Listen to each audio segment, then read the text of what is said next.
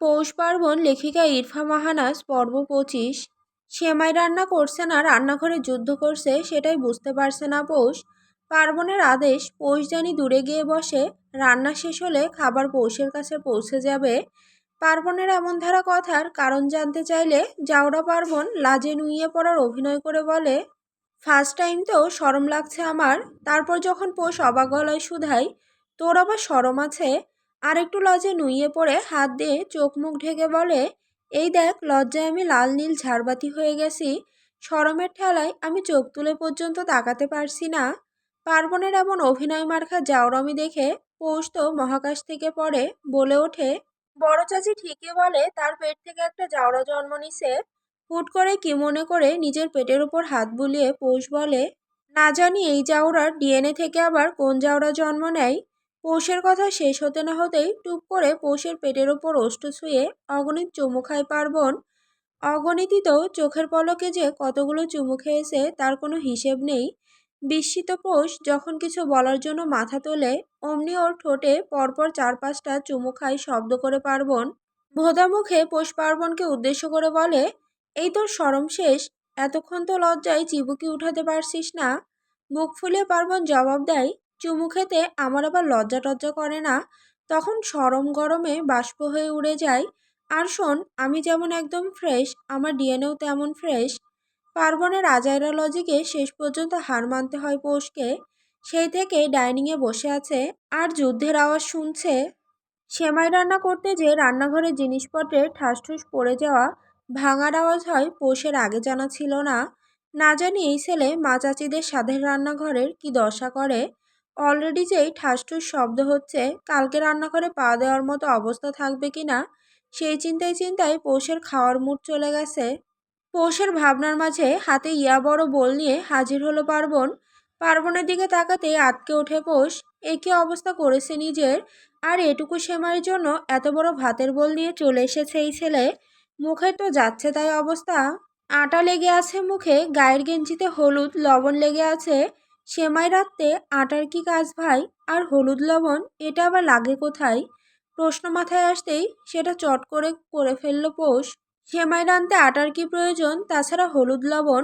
তারপর বোলের দিকে আঙুল তাক করে ফের জানতে চাইল, বাই এনি চান্স তুই কি সেমাইয়ের মধ্যে এসব দিয়েছিস নাকি? আরে না। তাহলে? তাকের সাথে মাথা ঠুকে আটার ডিব্বা পড়ে গেছে। তোরা ভাই এত ছোট মানুষ তাই তাকের সাথে মাথায় লাগে না, আর তুই লম্বা মানুষ তাই তাকের সাথে মাথায় বাড়ি খাস। আমি বুঝে গেছি, পরেরটুকু বল।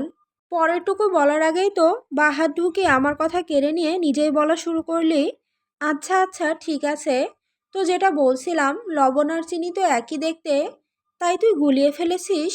পরপর দুবার পৌষ পার্বণের কথার মাঝে ফোড়ন কাটে। এবার বিরক্ত হয়ে খেকিয়ে ওঠে পার্বণ, পৌষ, আমার কথার মাঝে বারবার ফুল স্টপ লাগিয়ে দিচ্ছিস কেন? আচ্ছা আর বলবো না, কন্টিনিউ কর তুই।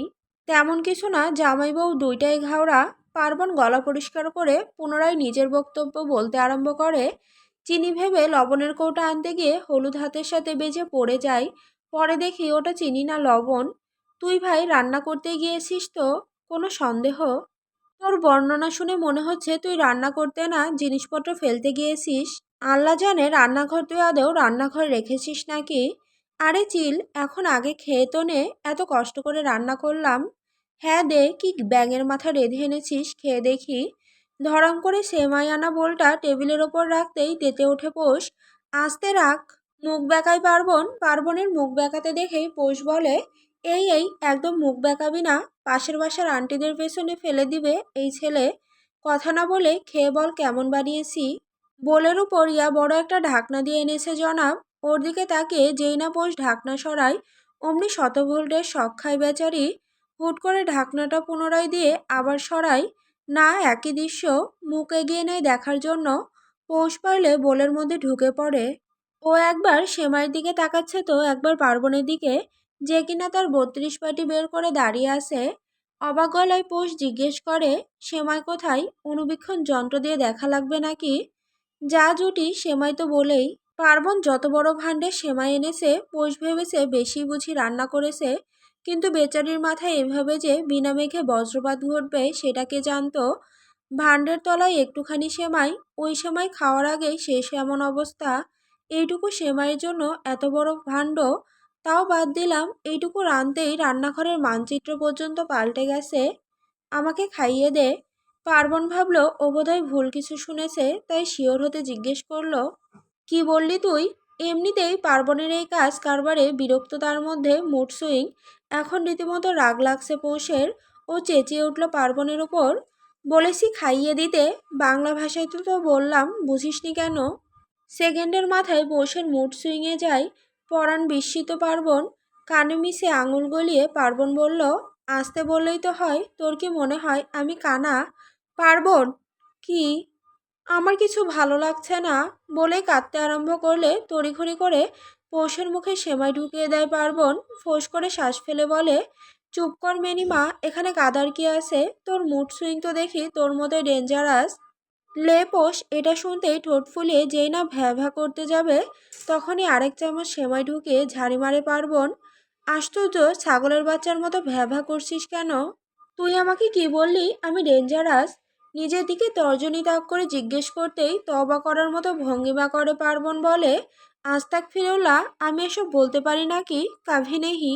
কথায় কথায় 3 চামচের মাথায় সেমাই শেষ। আমাদের জাউরা মাস্টার শেফ এটুকু সেমাই বানাতেই পেরেছে। তাও তৃতীয় বিশ্বযুদ্ধটা বোধহয় পার্বণদের রান্নাঘরে হয়েছে। সেমাই শেষ। এদিকে পৌষের মুখের দিকে তাকিয়ে পার্বণের প্রাণ পাখি উড়ে গেছে।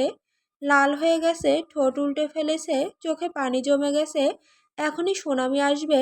মাথা দুই পাশে নাড়িয়ে পার্বণ শুধায়, না পোষ না, একদমই না। পৌষের কান্না থামাতে দিকবিদিক না পেয়ে শেষেই মাঝরাতেই বউকে নিয়ে হাঁটতে বের হতে হয়েছে পার্বণকে। পার্বণ প্যান্টের পকেটে 2 হাত গুজে হাঁটছে, আর ওর পাশে পোষ হাত দুটো নাড়িয়ে হাঁটছে।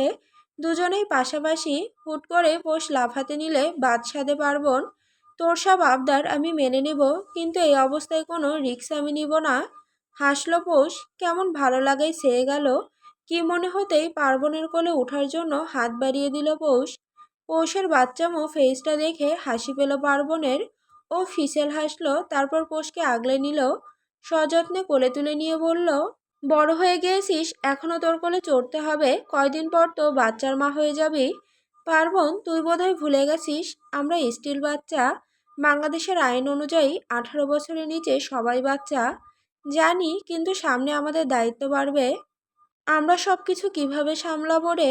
আমরা নিজেরাই তো এখনো বাপ মা ছাড়া চলতে পারি না, সেখানে আমরা এত কম বয়সে মা বাবা হচ্ছি।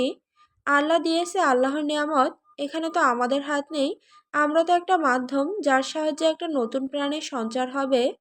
ভবিষ্যৎ নিয়ে আর ভাবা লাগবে না, প্রেজেন্ট নিয়ে ভাব আপাতত, পরে যা হবে তা পরে দেখা যাবে। পার্বণও সায় জানাই, যতই যাই হোক মুহূর্তের মধ্যে এদের আবেগঘন মুহূর্ত গায়েব হয়ে গেছে। ভণ্ডামি করা দুই বান্দা ভণ্ডামি ছাড়া থাকতে পারে নাকি? কিছু দূর যাওয়ার পরপরই পার্বণের কোল থেকে নেমে যায় পৌষ। কিছুক্ষণ ও চোরকের মতো ঘুরেছে রাস্তায়, তো কিছুক্ষণ পার্বণকে ঘুরিয়েছে। কতক্ষণ পার্বণের কান টেনেছে, তো কতক্ষণ ওর মাথায় তবলা বাজিয়েছে। শেষে এখন দুজনেই রাস্তার মাঝখানে শুয়ে পড়ে জাউরামি করতে করতে। আর এটাই বোধহয় ওদের জন্য আরেক বাস নিয়ে হাজির হয়েছে। বেচারারা তো শুধু শুয়েছিল মাঝ রাস্তায়। এদিকে রোডটা গলির মতো, এখানে গাড়ি চলে না, তবে মানুষ চলে। আর এই মাঝরাতে মানুষ আসার চান্স নেই বললেই চলে। কিন্তু কে জানতো এই মাঝরাতেও ওদের পিছনে বাঁশ দিতে কয়েকজন আসবে। 4-5 জন হবে বোধহয়। একটা দল এদিক দিয়ে যাচ্ছিল। ওদের এভাবে শুয়ে থাকতেই লোকগুলোর মধ্যে থেকে একজন বলে উঠল, সিসি, শেষে কিনা এই মাঝরাতে, তাও মাঝ রাস্তায়। বলি, এদের কি ঘরবাড়ি নেই? লোকটির কথায় আরেকজন বলে উঠল আরেক কথা, ভাই সবই তো বুঝলাম, কিন্তু এগো কি পিঠে ব্যথা লাগেনি? পিঠ বাদ দিন, পাছায় ব্যথা পাইনি? লোকটির উদ্দেশ্যে তখন আরেকজন বলল, পটল, তোমার তাট্টুর সিরা, তুমি কথা বইল না তো। কথাটা ভালো লাগলো না পটলের, বিরস মুখ করে বলল, আমি যা বলছি একটাও কি ভুল বলছি? পিঠে সালমাল উঠে যায় নাই? এই জায়গায় অযৌক্তিক কোথায়? এসব আকামুকাম করার টাইমে এত খেয়াল থাকে না। এখন চলো তো। লোকগুলো এগিয়ে গেল পার্বণদের নিকট। পার্বণরা চোখ বুজে শুয়েছিল। যেই না চোখ জোড়া খোলে, অমনি ভূতের মতো কতগুলো মানুষের মুন্ডু ওদের উপর দেখতে পেয়ে চেঁচিয়ে লাফিয়ে উঠল দুজনে। আস্তে আস্তে চিল্লাও কেন? লোকটার কথায় চোখ মুখ কুঁচকে গেল পার্বণের। ভূতের মতো এন্ট্রি নিয়ে বলে কিনা চিল্লাই কেন? পার্বণ কি আর ভালো মানুষ ও লোকটার নকল করে? লোকটার কথা ভেঙিয়ে বলতেই লোকটা খেক করে ওঠে, এই ছোকরা, এই আমাকে ভেঙাচ্ছ, কত বড় সাহস! ওদের কথার মাঝেই ফোড়ন কাটে পটল লোকটাকে উদ্দেশ্য করে বলে, মদন ভাই, আমরা যে কাজের জন্য এসেছি সেটা করুন, লক্ষ্য থেকে তো সরে যাচ্ছি। মদন নামের লোকটিও সাই জানালো পটলের, বলল, ঠিক ঠিক, লক্ষ্য থেকে বিচ্যুত হওয়া যাবে না। মদন নাম শুনতেই পার্বণ নিজের হাসি চেপে রাখতে আর পারল না, পেট ফাটা হাসিতে ফেটে পড়ল। কাচুমাচু ভঙ্গিতে দাঁড়িয়ে আছে পার্বণ আর পৌষ ওর দিকে তাকিয়ে রাগে ফুঁসতে, এই জাউরাটা জাউরামির জন্যই তো এসব হলো। কে বলেছিল মদন নাম শুনে হাসতে? পৌষের তো হাসি পেয়েছিল। কই, ও কি হাসছিল? না তো। একটু কষ্ট করে চেপে গেলে কি হতো? তা চাপতে কেন? হাগা চাপতে চাপতে কোষ্ঠকাঠিন্য রুগী হতে প্রস্তুত, কিন্তু হাসি চাপতে না। পৌষের ধ্যানভঙ্গ হয় মদনের কথায়। একে তো রাস্তার মধ্যে বসে আকাম করছিলে, তার উপর আবার আমার নাম শুনে হাসা হচ্ছে। বুঝতে আর ওদের দুজনের বাকি রইল না আসল ঘটনা কি। পার্বণ চোখ দুটো ছোট ছোট করে তাকিয়ে থেকে পোষকে খোঁচা মেরে বলে, শালা, তোকে নিয়ে যতবার রাতে বের হয়েছি ততবার কট খেয়েছি, আর জীবনে যদি বের হই। তারপর কি কিছুক্ষণ মদন নামের লোকটির ভাষণ চলে, যা শুনে পার্বণের ঘুম চলে আসে। ও হামি দিয়ে বলে, এই মদন বালরে থামতে বল। এর কথা শুনে আমার অনুশোচনা তো দূর, পা দেওয়া আসছে না, উল্টে আরো ঘুম পাচ্ছে। আরে ব্যাং, আমার নিজেরই তো মাথা ঘুরে যাচ্ছে, কি কখন থেকে কোন কচু বুঝিয়ে যাচ্ছে। হুট করে একটা জিনিস তীব্র বেগে পৌষের মাথায় খেলে যায়। ও ফট করে পার্বণের দিকে তাকায়। পৌষকে তাকাতে দেখে পার্বণ ভ্রু নাচিয়ে জিজ্ঞেস করে, কি? পৌষ একবার ওর পানে নজর দিয়ে উঠে যায়, পরপরই হাততালি দিয়ে বলে ওঠে, গাধা, আমরা এদের বকবকানি শুনছি কেন? আমরা না বিয়াত্তা? বিদ্যুতের ঝটকা খেলো মনে হয় বেচারা পার্বণ। লাফ দিয়ে উঠে পড়ল, ওর ঘুমটুম সব শেষ। কোমরে ঠুমকা দিতেই ধমকে ওঠে পৌষ, এখানে তোকে মনোরঞ্জন করতে বলিনি, ওদের যে তুই কোমর দুলাচ্ছিস। আরে অতি এক্সাইটমেন্টে কোমরটা দুলে গেল। তারপর বেশ ভাবসাব নিয়ে লোকগুলোর সামনে দাঁড়ালো পার্বণ। মদনের কপালে ঠোয়া মেরে বলে, কিরে মন্দা, খুব তো বললি, এখন চুপ কেন? হা হা হা হা। তারপর পিছিয়ে গিয়ে পোষকে বগল দাবা করে নিয়ে যেতে বলে পার্বণ, চুক চুক, আহারে, কেউ কর্তা দিতে পারলেন না। থাক, কষ্ট পাবেন না, এখানে বসে থাকুন, দেখেন যদি কাউকে পান। So guys, tata bye bye, আমি তাহলে বউ নিয়ে যাই। হেলতে দুলতে বউ নিয়ে পার্বণ চলে গেল। আর ওদের দিকে তাকিয়ে বলদ হয়ে দাঁড়িয়ে আছে মদন, পটল ও তাদের দল।